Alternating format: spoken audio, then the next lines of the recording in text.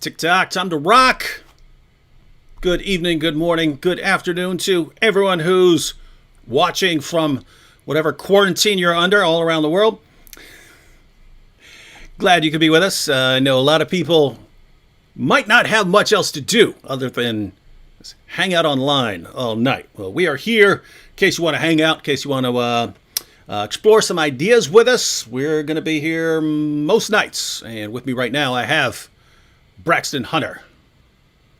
Dr. Braxton Hunter, right?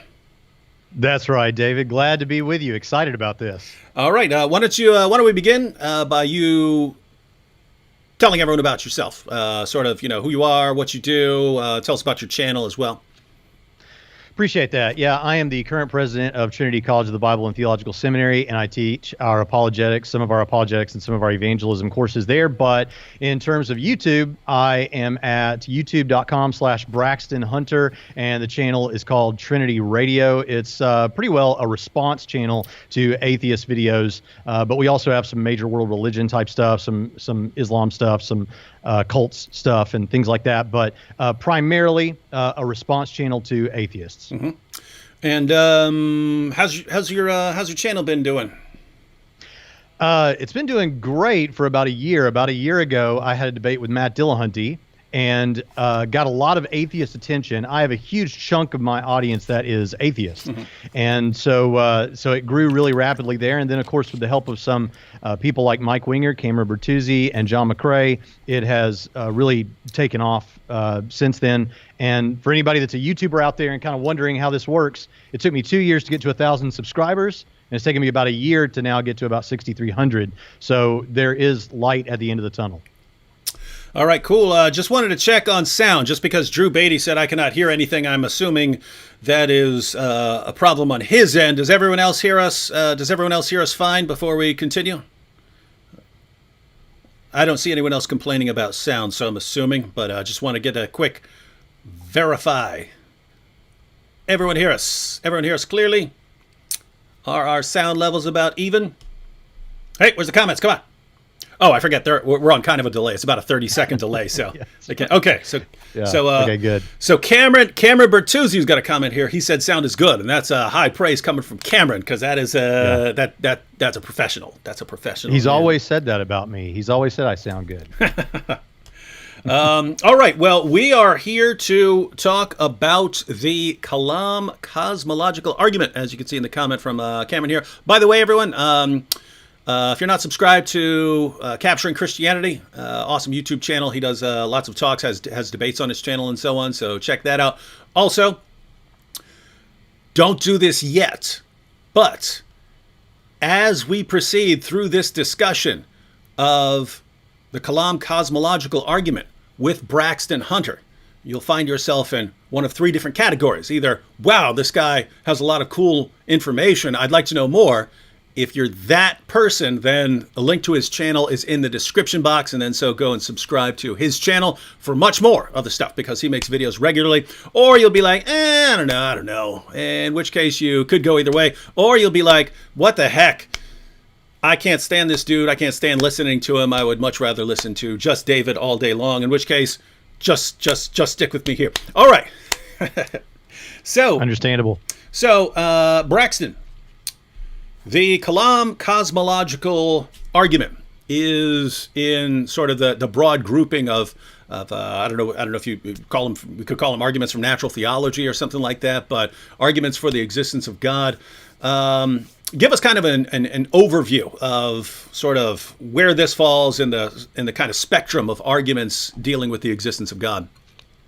Yeah, so you've got a number of arguments that are meant to show that God exists. And this is actually a great opportunity to make something clear that is often misunderstood. And I even saw some comments related to this or asking about this in the chat already. And that is, we have these arguments, we call them theistic arguments. That is, they're arguments meant to show that God exists. But we always follow that. Apologists should always follow that with a case for the resurrection or something like that to show that we're not just talking about some no-name God and we're going to leave it there. Because we want to be preachers of the gospel as well and present the truth about Christianity. And so we follow that case for God's existence with a good resurrection case or in some other way show that Christianity is true. So in the argument that we're going to talk about tonight or any other theistic argument. There are a couple of that could go either way, but we're really just talking about getting to that first step of what we might call a classical case, classical apologetics case. That is to show that God exists. But so when people say something like, well, the Kalam only gets you as far as God or whatever, yeah, that's right. I'll take that. Yeah, it means atheism's false. So, but yeah, so you got various kinds of arguments, theistic arguments. You've got design arguments. Those are called teleological arguments. You've got moral arguments. I know you had Inspiring Philosophy's Michael Jones on to talk about moral arguments for God's existence. You've got arguments like the ontological argument, which try to show that this maximally great being exists and all these kind of things. The Kalam cosmological argument, you also have contingency arguments, but the Kalam cosmological argument is in a family of arguments called cosmological arguments. And as that title kind of indicates, this is things that have to do with the origin of the universe. So how does the origin of the universe maybe indicate a God? And so that's what we're doing when we're talking about cosmological cases like this. So you pointed out that there's a family of arguments there. So and lots of the various arguments you mentioned they all have these kinds of families. Like there are lots of different versions of the ontological argument. So you have of Anselm's and Descartes and all the Plantinga for modern versions and so on. Same thing with design arguments. I mean, you could broadly break that into design of the universe, like fine tuning, but also design, biological design. But even within biological design, you could go in tons of different directions with your argument. You could lay out tons of different premises and draw all kinds of different conclusions. And so we get to the cosmological argument, and you basically got a universe here. You have a big old universe and some, kind of broad features of our universe that we learn about either philosophically or scientifically. We learn some things about our universe. But with these, like with the fine-tuning argument, you're talking about a specific, very specific features of our universe that it seems finely tuned for life. But with the universe, it's just, as you pointed out, things like, the universe existing or coming into being. And so for an individual philosopher or theologian or apologist to make a case, it's how do you get from there to God? How do you get from the universe existing or coming into existence? How do you get from there to God? And different people are going to try and go about that different ways.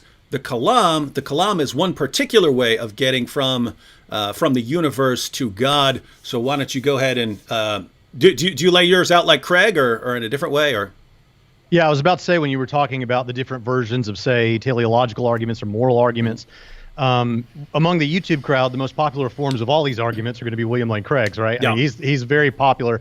But yeah, I like Craig's, although I think Craig has modified his a little bit as things have gone on. But I go with the one that was most popular. I see no problem with it when I was getting into apologetics, and that is everything that begins to exist must have a cause. The universe, premise 2, the universe began to exist. So everything that begins to exist has to have a cause, and the universe is like that. The universe began to exist, so the universe must need a cause. Now, there's a couple of things, or must have a cause. There's a couple of things I want to say about this, because I realize that this can get really tricky. It can sound really philosophical and heady for people that haven't encountered it before. So let me say that I think this argument is so great because it is simple enough that children, I think, can understand aspects of it, and is deep enough that philosophers can plumb its depths. So, for example, both of my daughters, I have 2 human daughters, who, when they were about 6 years old apiece, each one of them came to me and said, "Daddy, I know there's a God." "Oh, you know there's a God? How do you know that, sweetheart?" "Well, there has to be a God, because if there was no God, where'd all this stuff come from?" And so as 6 years old, children are already picking up on this sort of an idea. Obviously, we don't want to leave it there. That's not good enough. But then it can be robust enough and complex enough that philosophers can debate this and all that sort of thing. So another interesting thing about this is I don't know of another argument, and maybe I'm wrong. Maybe you would disagree with this, David. I don't know of another argument that has received such vitriol and hate in the YouTube community from atheists, from the atheists that I've encountered. And I don't know what to chalk that up to. Except that maybe it works. Maybe it's a really good one. I don't know. But they said, well, you're going to trot out that old, worn out cosmological argument that's been debunked 1,000 times. And the reality is, I've never seen that debunking. And as I said in my debate with Matt Dillahunty, I know that's something we share in common. In my debate with Matt Dillahunty, I said, yeah, because if it ain't broke, don't fix it. And it ain't broke, folks. So, yeah, so the Kalam is everything that begins to exist must have a cause.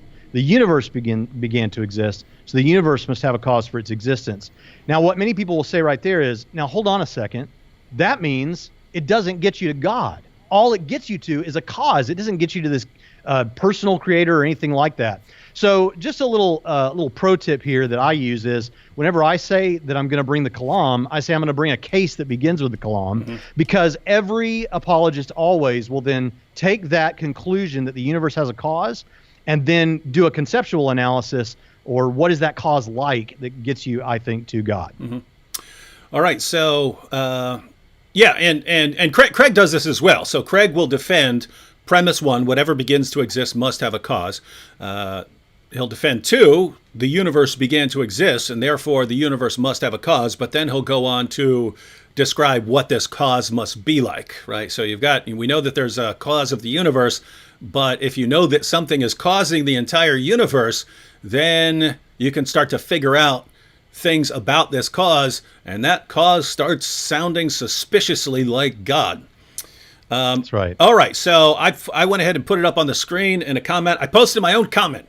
I posted a comment, and then I put my own comment up on the screen. But I have here, whatever begins to exist must have a cause. 2, the universe began to exist. And 3, therefore, the universe must have a cause. So everyone, do you see how the conclusion there, the universe has a cause, has to follow if those first 2 premises are true? So we don't know that it follows yet. I'm assuming most of you are going, of course, whatever begins to exist must have a cause. And of course, the universe began to exist. So yeah, obviously the universe does have a cause. But if you come from some sort of background where you really, really, really want to avoid the idea of the universe having a cause, then you have to find a problem with either the first one or the second one. And Braxton, I want to start formulating these arguments, kind of my own take, because my kind of take on these is, and before you even defend either of these premises, once these premises have been defended, for a person to object to these, I want to say basically I have to throw out all rational thought, right? If I don't know that whatever begins to exist must have a cause, if I can't say that, I give up. I give up on. If you, Mr. Atheist, are telling me that of everything I've learned, of everything I can figure out and understand about how things work, if I cannot say whatever begins to exist must have a cause, if I can't say that, I'm done. I give up. But I want to say that about kind of all the arguments, right? Like if I can't say that given that level of complexity in biological systems or in DNA, if I can't say that level of intricate design requires an intelligent source, I give up. You're telling me I just need to give up on trying to reason, because if I can't say that, I can't conclude anything about anything. All right, but where do you want to start here? You want to start with premise 1 would be an obvious part. Well, yeah, I think so, and I'd like to comment on what you just said. So, children, I think, pretty early on, come to understand this sort of cause and effect situation in the universe. It's only whenever they get older and get PhDs in philosophy or something, they start thinking something like that things can come to exist, without causes. So my daughter, I ran an experiment when my daughter was about 9 months old, my oldest daughter. I wanted to run an experiment and see if she had developed the dexterity to catch a ball if I tossed her a ball. And so I had this ball and I tossed it to her, and it hit her in the head and she toppled over. Not a good experiment to run on your daughter, not a very Christian experiment. But don't worry, it was a soft ball. I mean, it wasn't a soft ball, but it was a soft ball. And she fell over, but as soon as she fell over, she did something brilliant that told me my daughter's going to grow up to be a philosopher. And that is, she began to look around for what had caused her to fall over. And she saw the ball. But then she did something even more brilliant than that. She looked around for what had caused the ball to fly through the air, causing her to fall over, and she saw me with my hand up like this. And she figured it out. And so she caused something all her own in retaliation, a dirty diaper, which then caused me to call out to her mother to come change the dirty diaper. Now, isn't that an elegant expression of cause and effect? And the point is that 9 months old kids understand that. But when you get to a PhD in philosophy, you start thinking things like maybe things can happen without causes. So, really, I mean, what I really want to say is, This certainly isn't all atheists, but the a lot of the kind that come and post mean comments to us. Really, it's, of course, I take for granted all my life that whatever begins to exist must have a cause. I know that. I've known it since I was, since before I could remember thinking about anything. And of course, the universe began to exist. I took science, I took physics class. I know this stuff. But therefore, the universe must have a cause. Oops, I didn't want to go here. So now, all of a sudden, I have a problem with whatever begins to exist must have a cause. Now I have a problem with that, and so it's not, hey, there's an actual problem with the premise. It's a problem with the conclusion, and since I want to avoid the conclusion, I now have to go back and take premises that I would have granted all my life until they were used by a Christian philosopher or a Christian apologist. As soon as a premise starts being used by you guys, I have to suddenly become skeptical about that thing that I would have never been skeptical for 1 second of before. Yeah, I think that was beautiful. And as I always say to my atheist audience, there are some very sensible folks out there. And if the shoe doesn't fit, don't wear it. If that's not you, I'm not talking to you. So I think one of the challenges that comes pretty regularly to this is they'd say to you, David, hold on a second. What you seem like you're saying, David, is all of my experience bears out that things that the things that happen or begin to exist have causes. But that's just the fallacy of composition. What that means is, the fallacy of composition says, look, dogs are made of atoms. Atoms are invisible to the naked eye. Therefore, dogs are invisible to the naked eye, which, of course, is not a sound argument, right? It is true that atoms are not visible to the naked eye, and it is true that dogs are made of atoms, but that doesn't mean that dogs are invisible to the naked eye, and that's what we call the fallacy of composition, that what's true of the parts of something isn't necessarily true of the whole. So they'd say, yeah, it may be true, David, that everything that happens or begins to exist in the physical universe has some sort of a cause, but that doesn't mean that the universe itself has a cause. So the response to this would be, okay, fair enough. Still, to put a little gravy on this thing, it is relevant to say that 100% of our experience is that when things start to happen or begin to exist, there are causes, and we have zero counterexamples to this. But that's not actually why we hold this. We don't say everything that we look at seems to have causes, therefore the universe does. It's more like this. When we're talking about the universe, let's just cut to the chase with premise one. We're really talking here about the universe ultimately. And when we're talking about the universe coming into a being from nothing, there is nothing in nothing that can cause anything. Nothing is no powers, no possibilities, no properties, no potentialities. And so there just simply isn't, you don't have any fertile ground there for anything to happen. Now, someone might say, oh, well, yeah, but nothing might be able to, we don't know what nothing is like, so maybe nothing can do all kinds of things. But we're not talking about nothing in some as a label for something out there. We're talking about not anything. And I love when William Lane Craig says it this way. He says, what if someone said nothing stopped the German advance? You say, oh, thank goodness the nothing was there to stop the German advance.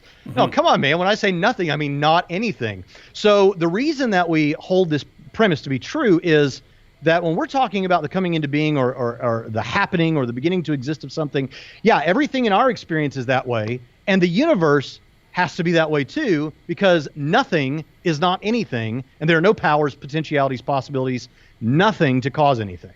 Mm-hmm. This is a little sort of silly side note here. But we have... Writes Matthew Desi says, David, can you please do an impression of Craig, please? Yeah, please. Yeah, for some reason I did in one video review of the Case for Christ movie, I did an impression of Craig, and then everyone wants me to do my William Lane Craig impression. What's funny was I actually recorded a much longer Craig impression. I don't know if I still have it on a drive somewhere or something like that. But for that video, I did a little fake debate between William Lane Craig and the Maharishi Mahesh Yogi. And they got into this argument over and Craig's going, this is what scholars refer to as the holy cow argument, right? And so he was going, but in the longer version, which I didn't post, when I actually had it all, I'm like, this is too long. I need to cut this down. So I chopped out most of it. But I had William Lane Craig ended up doing all these like cow puns to make fun of it. And so he finishes summarizing the Maharishi Mahesh Yogi's argument and the holy cow argument. So in case anyone didn't see that, the Maharishi's argument was he has no problem with Jesus rising from the dead, provided Jesus came back as a cow.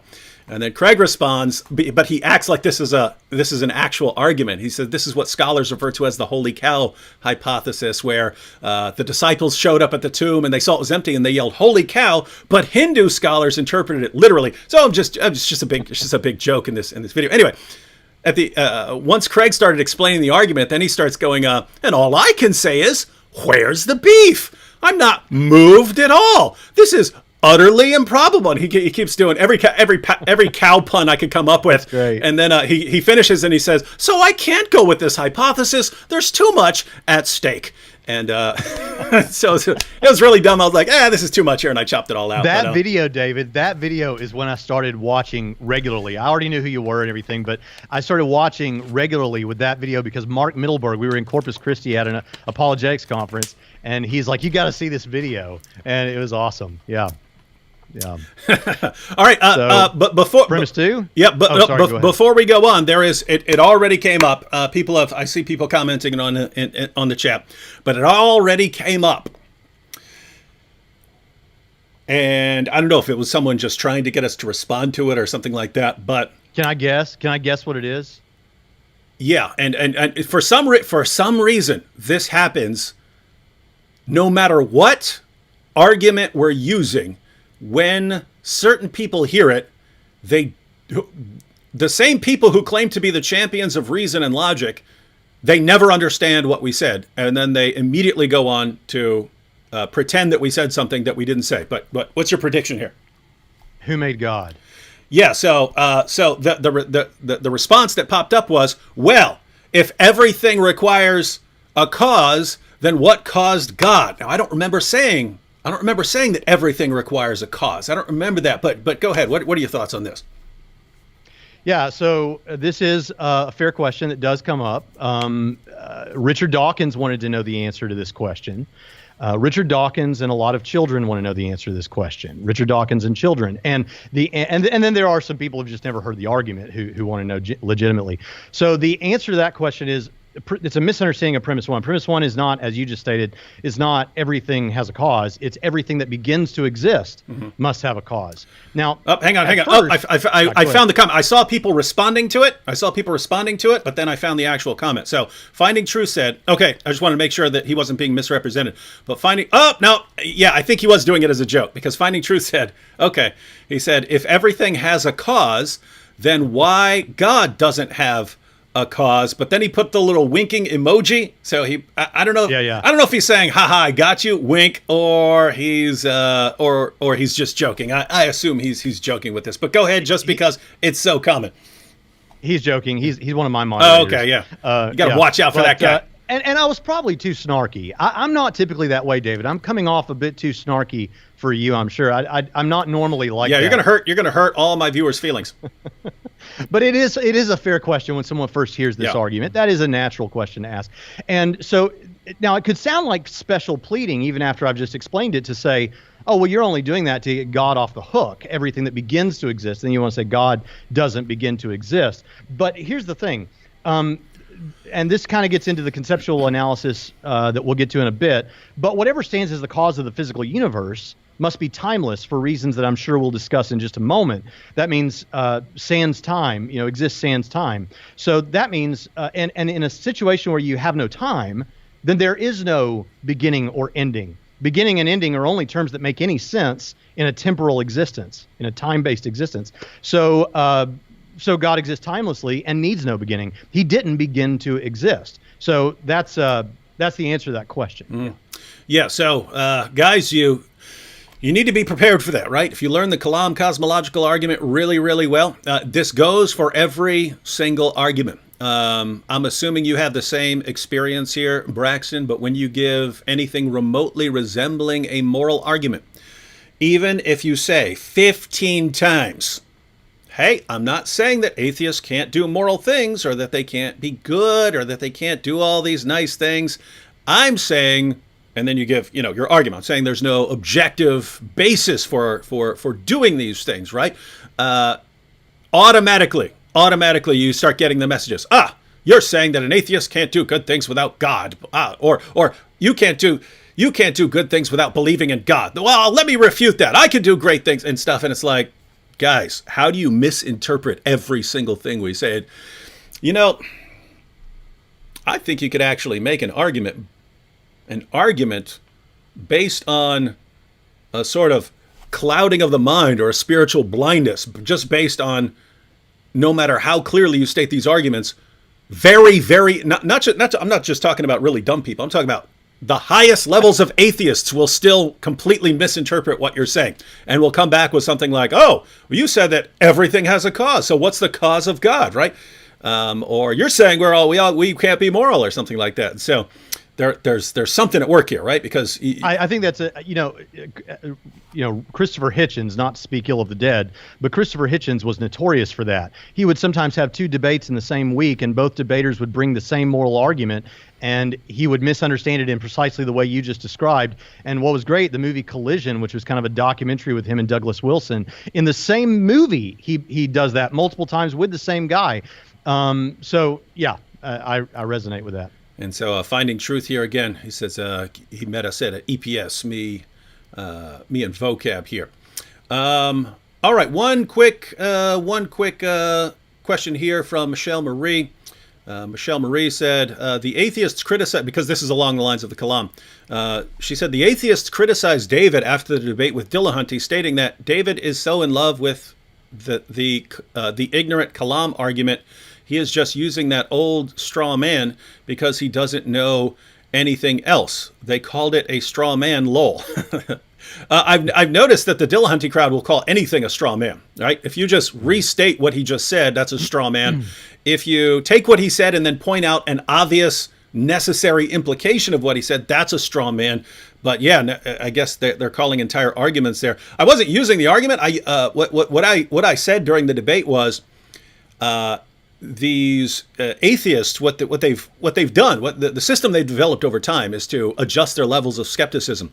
And so when it's something that they want to believe or something that makes them feel good, they're kind of like intellectual, like hedonists or something like that, right? Like it's along the lines of, I haven't decided what to call them yet, but if I like something and something makes me feel better about myself and about my own position and makes me feel superior to other people, then I lower my skepticism down to 1, and I don't need any real defense of it. I'll just believe anything anyone says as long as it fits in with that.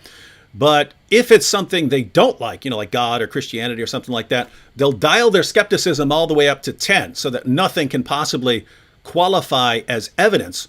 And what happens then is they will start denying premises that they would otherwise grant in a heartbeat. And so they'll start denying that the universe began to exist or that whatever begins to exist must have a cause. They'll start denying these things. And guess what?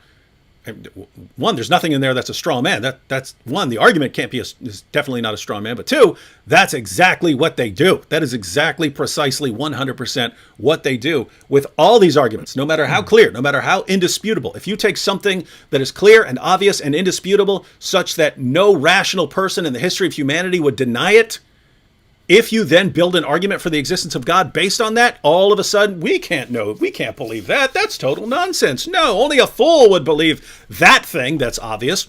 All right, so those are, yeah, those are my thoughts. There's so much I want to branch off with, but I know we'll never get through the Kalam if I respond to that. Yeah. So you want to go back to,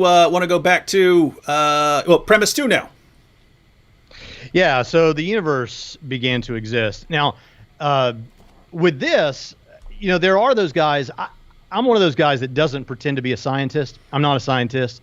There are apologists who do not hold degrees in things related to science, but have nonetheless studied this enough autodidactically that they can talk intelligently about it. And I probably know more than a lot of people do about that sort of thing, but I'm not a scientist.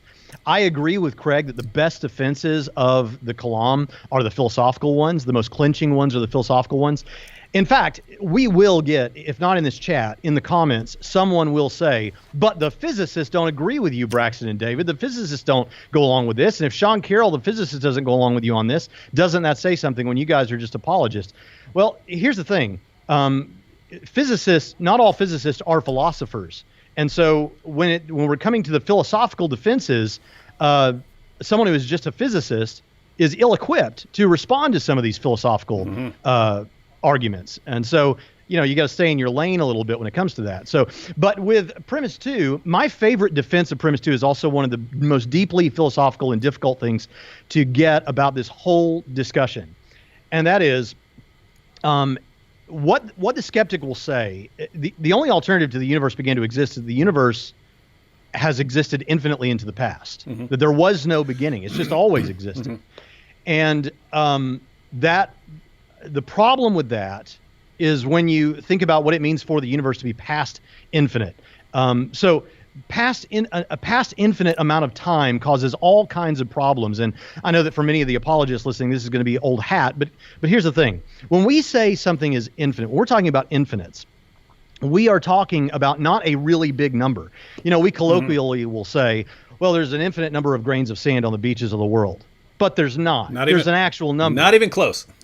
It's an obscenely high number, but there is a number. Same with stars in the sky. No, there's not an infinite number. Yeah. In fact, go ahead. Oh, I was just going to say, you can even go down to atoms or subatomic particles. The number of atoms in the universe is around 10 to the 80th power, right? So 10 to the 80th power. So that's a number. You could sit down right now and write out 10 to the 80th power. You could write the number down. That is the number of atoms in the entire universe. So you could write the number down. When you're talking about infinity, you're not even in the same realm. Yeah. And let's amp it up. Let's say there's a multiverse and there's as many universes as atoms you just mentioned, and then as many more atoms in all those multiverses. There's still a number. When we're talking about infinite, we're talking about there. It's forever and ever and ever and ever and ever, and there is no number. There is no end. It just goes on forever. So now, if we're saying the past is like that, then we run into some serious problems. 2 primary problems that I like to point out. Number 1 is that means you have no first, right? If it's past infinite, there's no way to start. There's nowhere to start from for time to start going to get to the point we're at right now. So how would we ever get to this moment if there was no starting point, if there was no first moment? People will often say, well, yeah, but you can draw a line and put a point on that timeline. Yeah, you can. But if the past is infinite, how'd you ever get to that point? So a good image for this, since I realize it's kind of difficult, is imagine a hole with no bottom to it. How would you jump out of that hole? And don't say anything creative like, well, maybe I could ninja off the walls. That's not what we're saying here. There is no bottom to that hole. How do you jump out of it? You can't. So that's problem number 1. Problem number 2 is, no matter how, let's say you could get started, no matter how far along that timeline you went, you would still have infinite to go. You'd have made no progress. And there are a lot of analogies for that. The Hilbert's Hotel is an analogy that comes up a lot, but I like one that's simpler than that. And that is the infinite library. So if you had a library where there's an actual infinite number of books, and every other book is black and every other book is red, let's say you took out all the red books so that all that are left are black books. Now what number do you have? You still have infinite. You haven't changed things one bit. So if you could somehow take away half of infinite, you'd still have infinite. If you added 3, you'd still have infinite. If you subtracted 57, you'd still have infinite. And so you run into these mathematical absurdities, but the practical cash value of that is if you were trying to go along the timeline to get to this moment we're inhabiting in this live stream right now, you could never do it. You could never arrive at this moment. And so the past cannot be infinite like that if we got to this moment. Yeah, and so it's basically no matter how you look at premise 2, that the universe began to exist. And again, once we found out about something like the Big Bang, you wonder why anyone would question it. Of course, you already had the Kalam before that, before we could show that sort of thing scientifically. You already had the problem of pointing out the impossibility of traversing an actual infinite. So it seems that you have like this cumulative case from every relevant discipline here, right? We know scientifically, right, just from studying cosmology, that the universe began to exist. If that wasn't enough, we know philosophically that the universe must have a beginning. If that didn't work, we know mathematically, based on the absurdity of working with actual infinites, which you would have if the universe, infinite collections of things like infinite days or however you want to describe it. And so everything we use in our reasoning to come to a conclusion about something, about the universe or something like that, that's what you got, right? You got science, you got math, and you got philosophy. Those are the areas we can go to. All of them would say, of course the universe began to exist. Suddenly an atheist jumps in there. Wait a minute, you're using that to show something about the existence of God? Nope, I'm a skeptic. Convince me. And oh, by the way, nothing you say will ever be allowed by me as evidence. But go ahead. Now I'm going to sit back. I'm going to be a skeptic. Prove to me that the universe began to exist. But I'm going to reject all the evidence that you give. Yeah, and a good live example of what you say, you brought this up again now, so I'll say it, is this common refrain we hear that I need a demonstration. You need to demonstrate to me a God. Well, what do you mean? Do you mean I have to have it in a beaker? Well, no, but I am saying something science-y, if not science. It needs to be some demonstration. Well, what does that look like? Well, I don't know, but if God does exist, he would know, and he should be able to give it to me. All right, what about all this evidence? No, that doesn't convince me. Well, what about all this evidence? Oh, no, by the way, the demonstration. By the way, that's almost a direct quote from Dillahunty, right? I mean, I haven't seen him say that, but I've heard people point out that he says that. He says because the only clip, but before like I was having a debate with him. But so in the past, I'd only watched one clip of Dillahunty ever before actually agreeing to debate him, and that was a clip from his debate with Mike Licona, where Mike Licona said something along the lines of, "Hey, if I came up to you and I was beheaded in front of you, right in front of you, my head gets chopped off, and I've clearly been beheaded, and then all of a sudden, several days later, I come back and I appear to you and I'm talking to you and I start telling you secret things that I couldn't have known. I said, hey, I saw these things in some sort of afterlife and stuff. Would you believe in the supernatural then? He goes, no.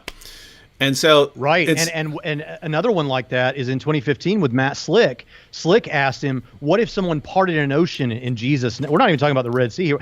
What if someone parted an ocean in Jesus' name? Would you believe something supernatural had happened then? The answer is no. And Slick asked him, "Well, what would it take?" He said, "I don't know what it would take." But God knows. Is that where you're getting at? So, well, yeah, he does say that. Yeah. And so what I said was one of the first questions in my question and answer time with him was, I said, you've said you have to have a demonstration, right? Yeah. What is that demonstration? And then he said the whole thing about God. And I said, yeah, but if Jesus appeared to you on the stage right now, you could say, well, that was just that was just in my head or something like that. Well, yeah, I would say that. So, but here's the other side of that, David, that I've noticed in thinking about, I've thought about that debate and his work a lot is, all right, but then you say you don't believe that Cartesian certainty is even possible. Mm-hmm. And I understand that. I'm sympathetic to that. I think in most cases, at least, Cartesian certainty is for the birds. All right, so that means that you agree that we can't give you Cartesian certainty and shouldn't have to, and nothing else can give you that about anything, right? Mm-hmm. That's right.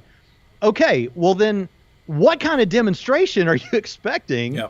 Short of Cartesian certainty. Mm-hmm. And here's what that results in, and it kind of hits at what you brought out in your opening statements in the morality debate, or the ethic, whatever it is this thing of, I then get to be the arbiter of whether I'm going to allow something to meet the level of demonstration. Mm-hmm. And my response to him ultimately was, something, it may be that God does know that given your libertarian free will, there isn't anything that will convince you because of the epistemology that you've structured. Mm-hmm. Yeah, and to help people understand, because to be clear, Dillahunty is not the only atheist speaker who does this. I've long believed that all of the popular atheist speakers and so on are actually doing this. What's interesting is now they're finally admitting it. So I don't know if you saw Richard Dawkins' interview with Peter Boghossian, where Peter Boghossian asked him, "What if God did exist? What evidence could God give you that would show you that He existed?" And Dawkins said, "Well, years ago, I would have said, if I walk outside and then there's some big booming voice and it says, 'Richard Dawkins, believe in me,' I would point to things like that and say, why doesn't God just do that if He wants me to believe?" He said, "But I've come to realize since then that if that happened, I would just conclude that it's a hallucination."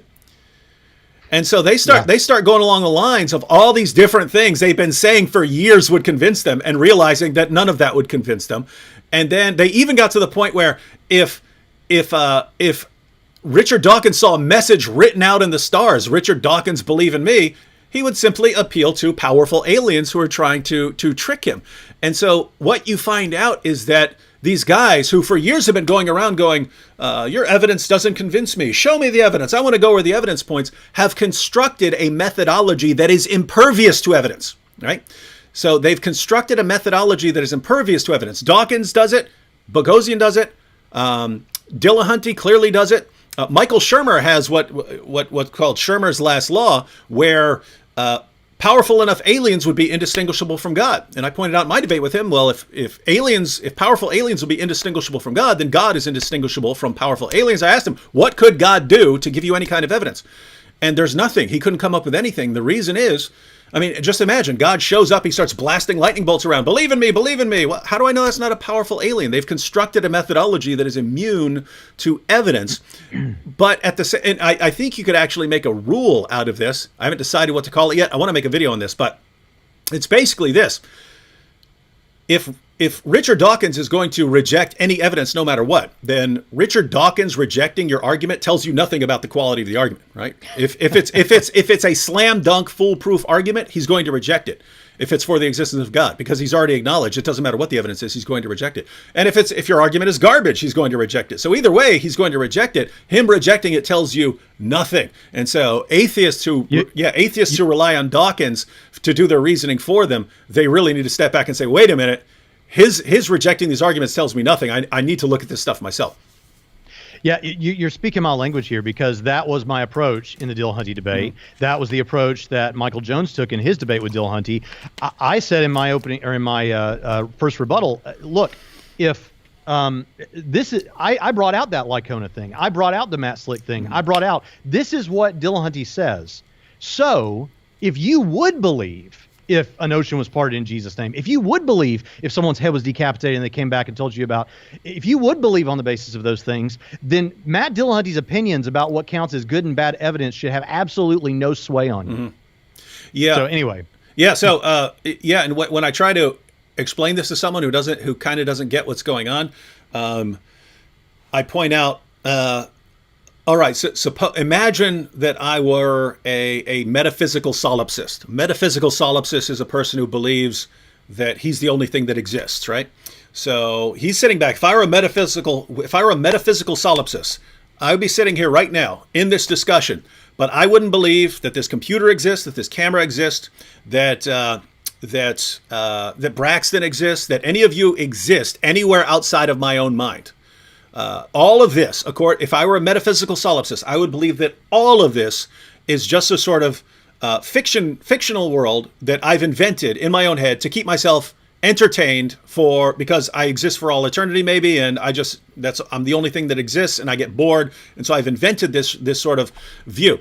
Now, if someone adopts that system to where everything you're saying, everything I look around me and see, it's all a figment of my own mental entertainment system, what evidence can any of you give me that I'm wrong? Or what evidence can you give me that you exist?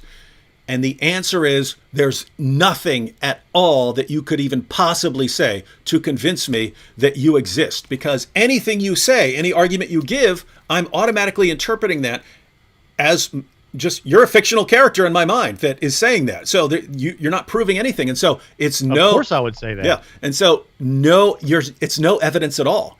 Nothing you can say could provide evidence against my position. That's what happens if you invent a system that is impervious to evidence. All your modern atheists have done have expanded that to where it's just the universe, right? And any evidence you could possibly give me of anything beyond our universe, I'm simply going to interpret as something within our universe. And I'm not going to allow anything to qualify as evidence of the supernatural.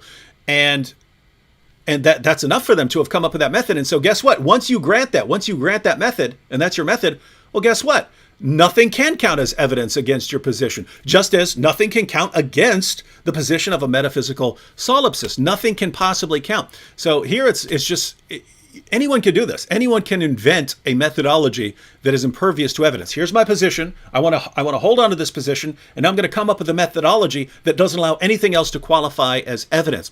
Anyone can do that, but the fact that that is the dominant the dominant position within atheism now. You've invented a method that is impervious to evidence, and anyone can do it. If you have a method, as a rule, if you have a method that can be used to defend anything, any position, no matter how ridiculous, you probably need a new method. Yeah, and on the heels of that, and I know we need to get back to the Kalam because we're running out of time, but here's the thing. Since I've got this massive platform called Act 17 Apologetics right now to say something, this is something I really want atheist YouTubers and people who listen to atheist YouTubers to get right now.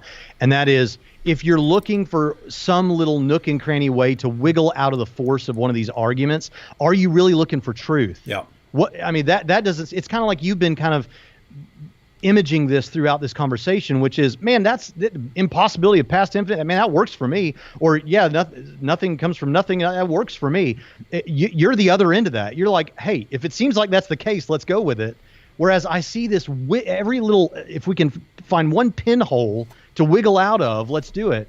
Man, let's look for truth. And if it looks like this is the truth, let's go with it. Yeah. So, yep, I agree. I agree completely. Not to preach. Yeah. Oh, you can preach. You can preach. It's a Christian Apologetics channel. Praise the Lord, man. All right. So you've defended premise 1 and premise 2. Anything else you wanted to add? Well, there's also where you can go once you get to the conclusion.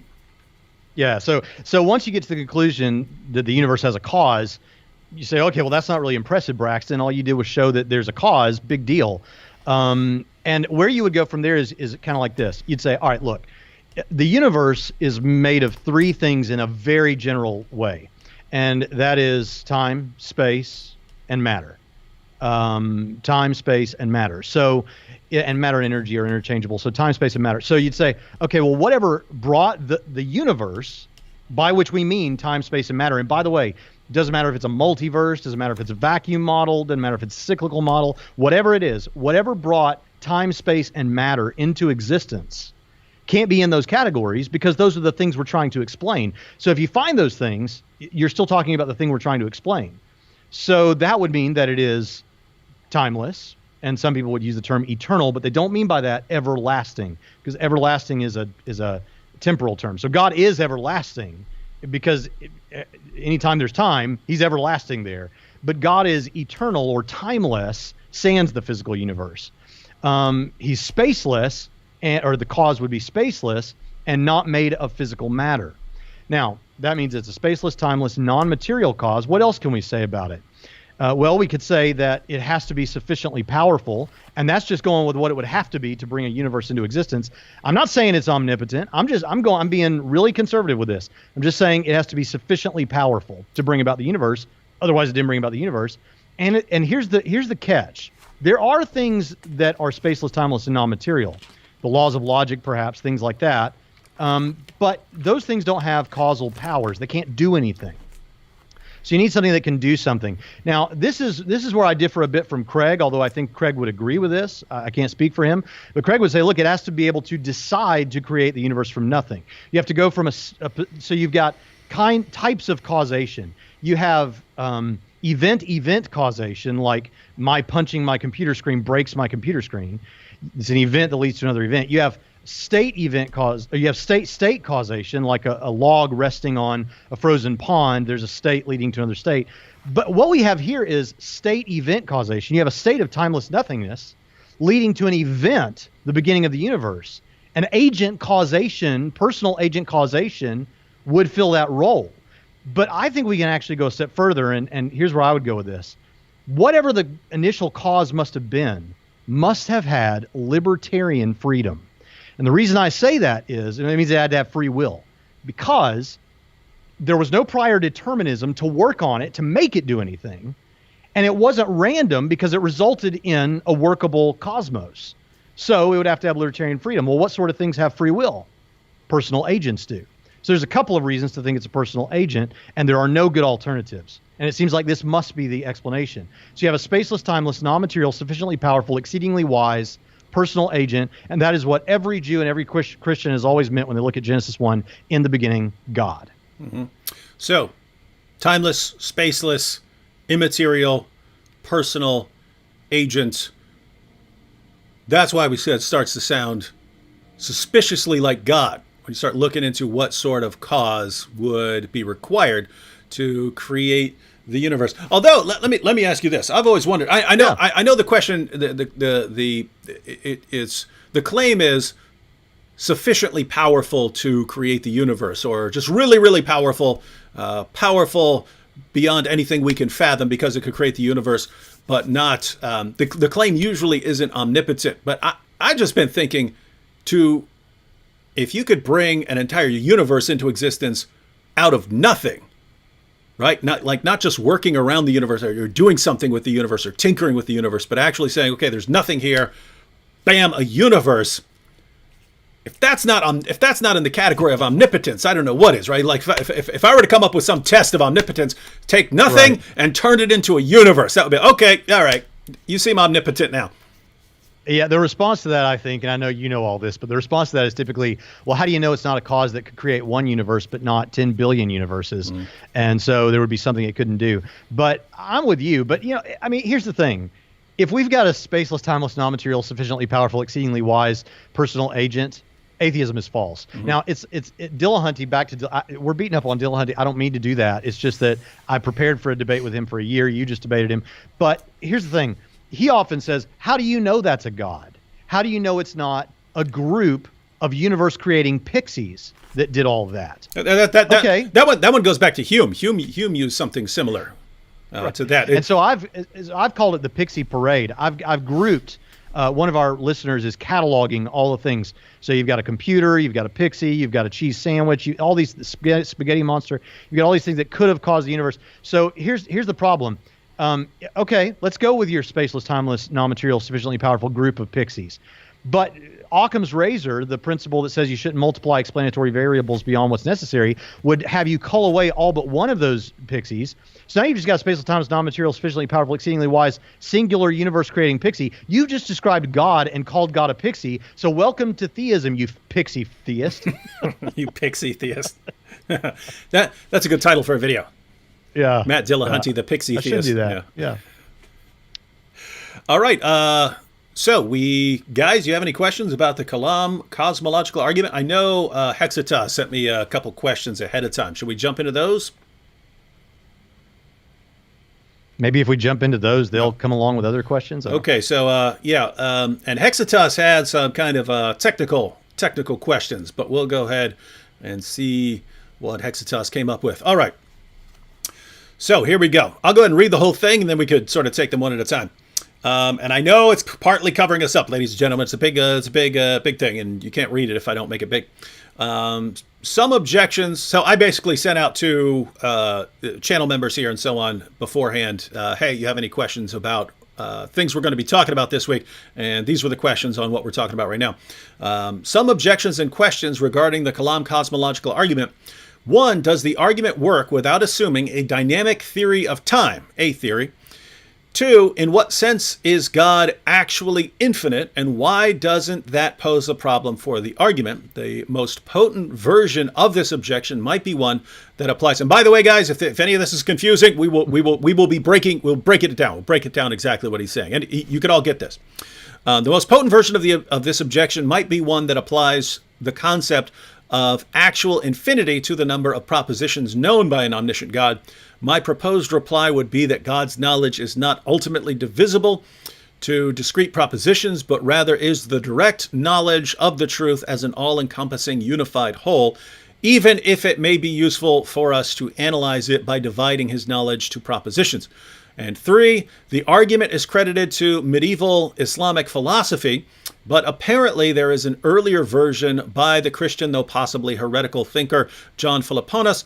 Have you studied his version? Should Christians reclaim the credit for this argument from medieval Muslim philosophers? All right, just going to the first one here. Does the argument work without assuming a dynamic theory of time? A theory. So for people who are confused about that, you have A theory of time and B theory of time. I'm not an expert on this, but and Braxton, you can correct me if I'm wrong, but A theory, this is why he calls it dynamic, is the view that we're in the present right now, and the past is past, and the future hasn't gotten here yet, and so things are changing. We're sort of moving along. We're sort of moving along with time. And B theory of time again, anyone can correct me here because I'm not positive about what I'm saying. B theory of time is more along the lines of, no, there's just one, time just is, it's just one constant present. I think it's called eternalism. But the sort of succession of time, of events and so on, that's kind of an illusion to us. It's sort of a psychological, illusion. It seems like we're moving through time, but it's all just, it's all just one big, massive present. And so the question is, do you need something like the A theory that we're actually moving through time? And so it makes sense to go back and talk about, things that happened in the past or something like that. Or does it work on either theory? So simply put, and I'm only restating this to get it clear in my mind. Mm-hmm. So the A theory says that the past was real, but it's not real now. Like, you can't go to 1964. It's not real now. It was real. It's not real now. The present is real, but won't be real later. And the future will be real, but it's not real yet. Whereas the B theory says it's all real. And this is where you get trouble with using tenses to describe it, but it's as though there's a snow globe with the entire timeline in it, and it's just all there simultaneously. But again, tenses get problematic. Now, interestingly, I want to believe in the B theory. I really do, because it's only, as a science fiction fan, it's only on the B theory that time travel is actually possible, because there's really a past to go to, or really a future to go to right now. So all your science fiction stuff rests on a B theory of time. The proposed problem that the questioner is thinking of is the fact that the A theory, it has to do with the problem of a past infinite universe. So you couldn't develop an infinite by addition, consecutive addition. So in other words, if you started counting 1, 2, 3, 4, and you lived forever, you could never count to infinity for the reasons we talked about earlier. There's not really an actual infinite number of grains of sand on the beaches or whatever. You could never count to infinity. You'd always be approaching it, but you'd never be arriving at it. But the B theory is supposed to pose a problem, because here the infinite didn't come about through successive addition. It simply is instantiated entirely all at once, this infinite system.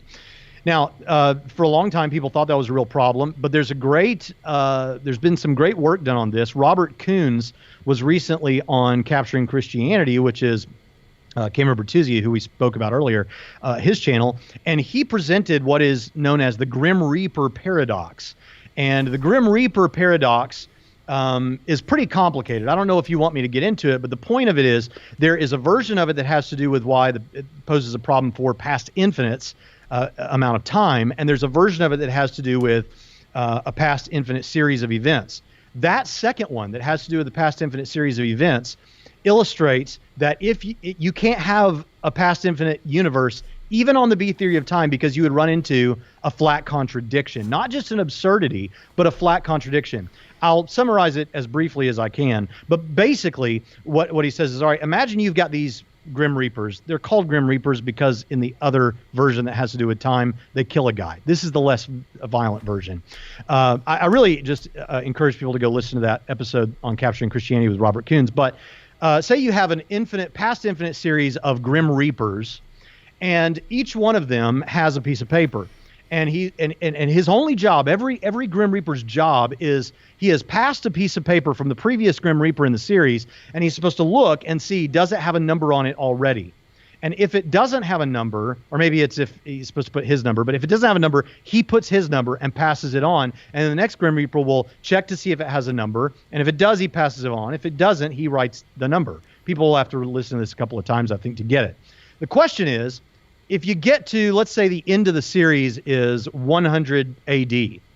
When you get to 100 AD from this past infinite series of Grim Reapers, and trust me, I know this is totally weird, what number is going to be on that page, or is there going to be a number on that page?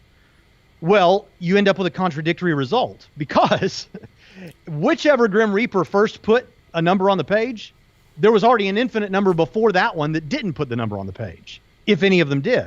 And you say, well, the first one did. Well, there is no first one. It's a past infinite. So what you end up with is whenever that Grim Reaper puts the number on, when you get to the end, you both have a number on the page, because surely an infinite number of Grim Reapers would have put the number on the page at some point, but you end up with, no, there's not a number on the page, because there was an infinite number that didn't write a number, so you end up with an exact contradiction. And that's really weird. I just encourage you to go watch the Capturing Christianity. But what it shows is that even on the B theory, you still can't get to an actual infinite. So where it was once thought that this wouldn't work, I think this now shows with the Grim Reaper paradox, that second version, it works even with the B theory. So what was the second question that was raised? Because this is the one I really get excited about, I think. All right, let me put this back up here. Question 2 was, in what sense is God actually infinite? And why doesn't that pose a problem for the argument? So just here at the beginning, everyone, if you wonder what's going on here, part of the Kalam Cosmological Argument is that you start running into all kinds of problems, logical problems, mathematical problems, and so on. If you start talking about an actual infinite collection of something, you start ending up with all sorts of mathematical absurdities, and the philosophical claim that you can't traverse an actual infinite series.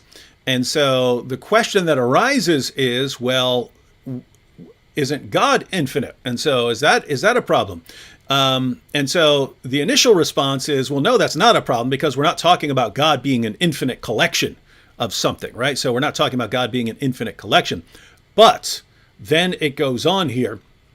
He says the most potent version of this objection might be one that applies the concept of actual infinity to the number of propositions known by an omniscient God. So in other words, the number of propositions that God knows, or the number of ideas God has, wouldn't those be infinite? Wouldn't God have an infinite collection of ideas? And if so, wouldn't all the problems associated with the library example, or with Hilbert's Hotel or something like that, wouldn't those same objections apply to God? And how do you get around this problem? So a few years ago, I came up with this on my own. You know, it's one of those things we all, as when you're thinking philosophically, you come up with stuff that other people have thought of, and you think you're the first one to ever think of it. And a few years ago, I thought of this on my own, and I thought, oh my gosh, I think I accidentally just came upon a philosophical argument that proves open theism is true. Open theism is the view that God does not have exhaustive knowledge of future events.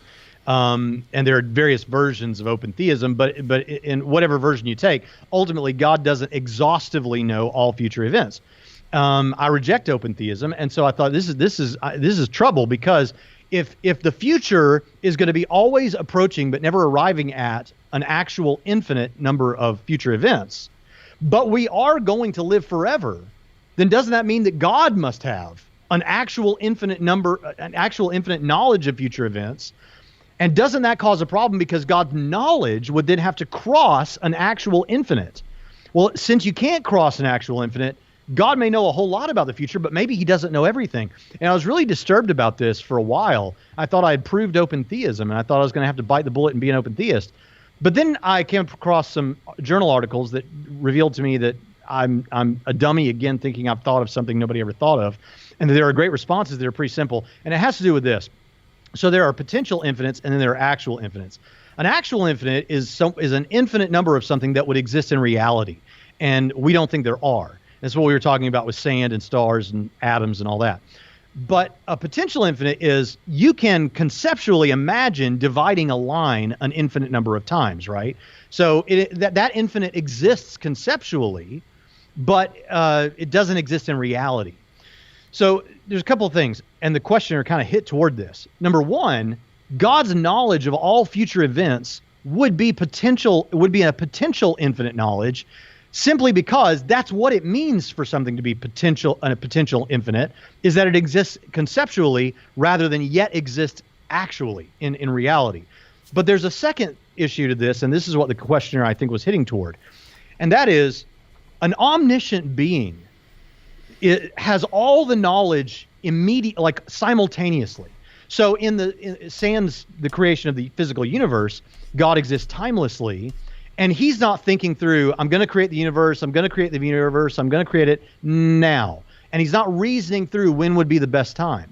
We have to think that way, because that's actually a process of learning, where we think through what we already know to arrive at a conclusion about what we should do. God simply has all that knowledge instantaneously. And here's where the rubber meets the road. So he doesn't have to think through things. He just knows it as a set. So the example that was given in the journal articles that I think is great is you and I, David, and all of the listeners are currently aware of all the numbers between 1 and 100, all the whole numbers between 1 and 100. So if I ask you what number comes after 47, you don't have to cross all the numbers prior to 47 to then arrive at, oh, now I know it's 48. You simply instantly know that it's 48. The same as if I asked you, what are all the 10s? 10, 20, 30, or what's the next 10 after 30, 40? You just know that. And God's knowledge of the future events would be like that. It would be a potential infinite, and he knows it as a set, so he doesn't have to cross an infinite to arrive at an answer. He just knows it instantly and can access it like that. And I think that pretty well resolves the problem, and I still happily reject open theism. Oh, glad you reject open theism. All right, Hexatos, you can let us know what you think of that. And let me go ahead and finish. I didn't read his entire second point here. So Hexatos said, my proposed reply would be that God's knowledge is not ultimately divisible to discrete propositions, but rather is the direct knowledge of the truth as an all-encompassing unified whole, even if it may be useful for us to analyze it by dividing his knowledge to propositions. And 3, finally, the argument is credited to medieval Islamic philosophy, but apparently there is an earlier version by the Christian, though possibly heretical thinker John Philoponus. Have you studied his version? Should Christians reclaim the credit for this argument from medieval Muslim philosophers? So as far as I know, I think he had a heretical view of the Trinity. I think it was declared heretical because of that. But he was responding to the pagans of his time, many of whom, like atheists recently, claimed that the universe has existed from all eternity. And John came up, his portion of the argument was to claim that that it's impossible to traverse an actual infinite. And so he used that to claim that the universe couldn't have possibly existed from all eternity. So what do you think of that claim? So, cosmological arguments have been around for a long time. I think he's specifically talking about the Kalam, or what we call the Kalam. But there's even stuff in Plato that we could look at as maybe a cosmological argument of a sort. So this is a debate that's happened, again, back to Dillahunty. I'd heard him say many times, and many other atheists had said it too, that the original Kalam, or one of the original cosmological arguments, said everything that has a cause, or everything must have a cause. But then they realized later, oh shoot, that means God would need to have a cause. So we got to retool this and come up with everything that begins to exist. And he actually thought he was taking up for me with a questioner in our debate, and he said that, and I said, hold up. I said, can you demonstrate that to me? Can you demonstrate that the original Kalam said everything that exists has a cause? Yeah, claims aren't evidence, Matt. Claims aren't evidence, so give me evidence for your claim. Yeah, so, and he said, well, maybe I can send it to you later, and I never received that. Shocker. But the thing about it is, ultimately, my point is this. I don't care if a heretic came up with it. I don't care if a Muslim came up with it. I don't know who made my iPhone, but my iPhone is awesome, and I use it all the time. Mm-hmm. All truth is God's truth, and if a Muslim came up with an argument that works, if a heretic came up with an argument that's true, that is the property of God, and that heretic stumbled upon it, or that Muslim stumbled upon it. But if it's true, it's true, and I don't mind I'm happy to call it the Kalam. It's interesting, maybe for someone to do a PhD dissertation related to, was there something like the Kalam prior that was Christian? And I went through all that when I was preparing for the Dillahunty thing. I don't remember exactly right now, but I ultimately don't care in the sense of, do we need to claim it back? Is it going to hinder how I use it? That's actually a question I wonder about to get your response on, David. Does it bother you that that Muslims popularize this at least? No, not at all. Not. I mean, in the same way. Look, if Aristotle comes up with a correct point, then Aristotle came up with a correct point. All truth is ultimately God's truth, and so if he gets to something that's correct, it's not, oh crap, this was a Greek philosopher, I can't use that. Or if Plato came up with something, if Plato comes up with something that's right, and guess what? Early centuries of Christians all the way up through the medievals, they understood that. They were happy to, hey, if Plato makes a good point, Plato makes a good point. If Aristotle makes a good point, if he's breaking things down and coming up with concepts that helps us to clarify issues and so on, then cool. And so what you have historically is we know that that part of the Kalam, the sort of key step that the universe hasn't existed for all eternity, it had a beginning, that goes back before Muslim philosophers were using it. Then Muslims took it, and if the universe began to exist, then the universe must have a cause. So they ran with it and used it as part of their natural theology. I say, great. If you guys come up with a good argument, I don't care what you come up with a good argument for. If you come up with a good design argument, awesome. If you come up with any kind of argument, that's good. But what you have, and I think this is the reason for it, is I've seen Muslims say, you guys are using our argument. And that shows that they're not thinking like us, right? They're not thinking, if someone comes up with a good argument, cool. I don't care what your background is. If you come up with a good argument, you come up with a good argument, right? They're thinking, this argument is ours. No one gets to use it. You're admitting that we're brilliant. I mean, this is hilarious because you have entire Muslim Dawah groups in the UK who do nothing but use William Lane Craig's materials, right? They just use them. They use all his arguments to argue for the existence of God, and then they say that Islam is true. But they want to say this with the Kalam, and so I think the point that that Hexitas is trying to make is, if a Muslim is like that, right? And so this wouldn't apply to most Muslims. I'm thinking lots of Muslims out there are thinking, you guys have an argument, cool. If we have an argument, cool. Then we can all share arguments because keep in mind, ladies and gentlemen, Muslims and Christians and Jews, if you have an argument for the existence of God, we would all agree with that argument, right? If you have a sound argument for the existence of God, which we generally believe that there's something called natural theology, right? That's in the Quran, that you can look around at the world and you can draw conclusions about the one who created the world, right? Jews believe that, Christians believe that, Muslims believe that. So a Jew or a Christian or a Muslim would be capable, if God exists and has created us with the ability to do that, we would all be capable of looking around at the world, figuring something out about the world, and figuring out how to argue something about our Creator. Well, it shouldn't matter which person came up with it. But I think what Hexitas is saying is, if a Muslim wants to pull that stunt, hey, you're using our argument, William Lane Craig.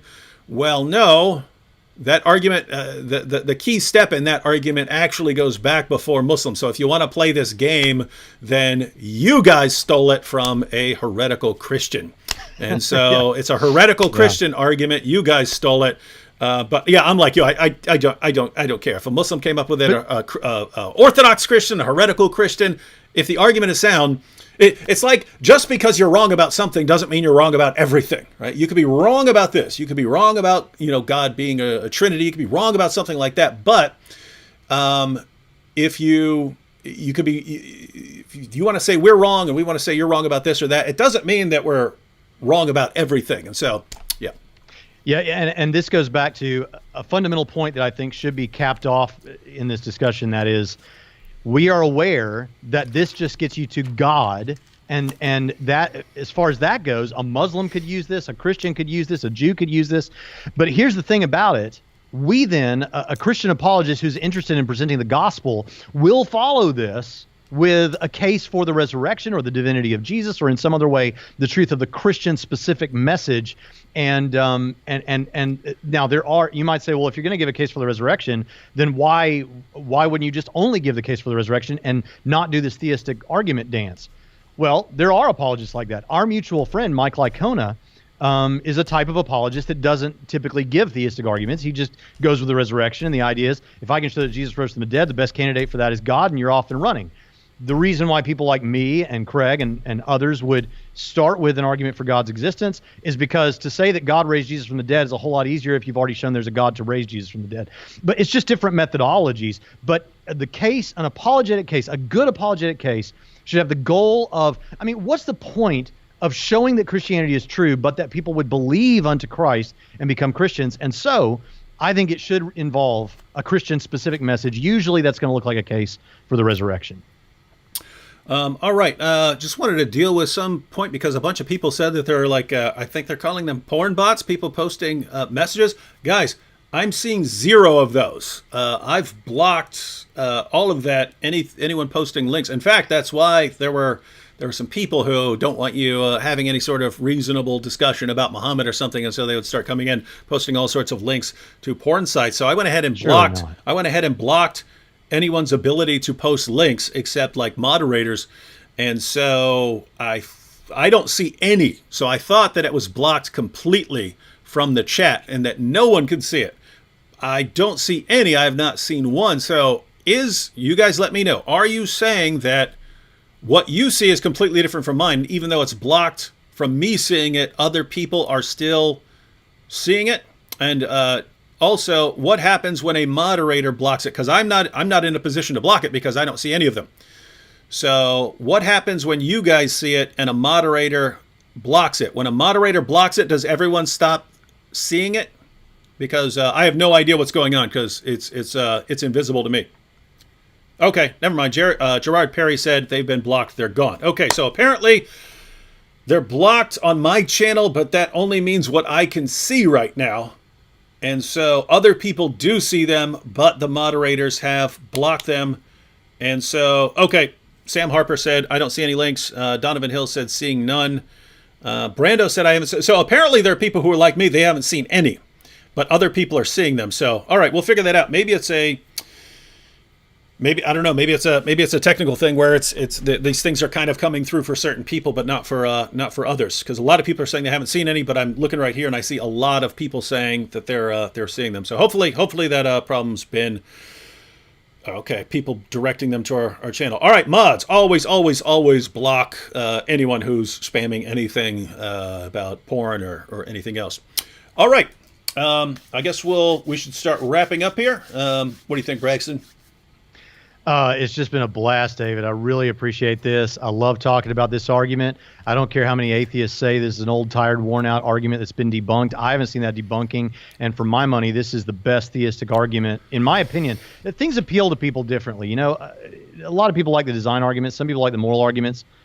This is the thing that, if I ever do have an intellectual doubt, this argument almost completely resolves it immediately. Mm-hmm. At least in terms of God's existence, because it shocks me that anyone, after hearing and understanding this argument and the design argument, would be an atheist. You may not be a Christian, but at least I don't know how you're still an atheist. Mm-hmm.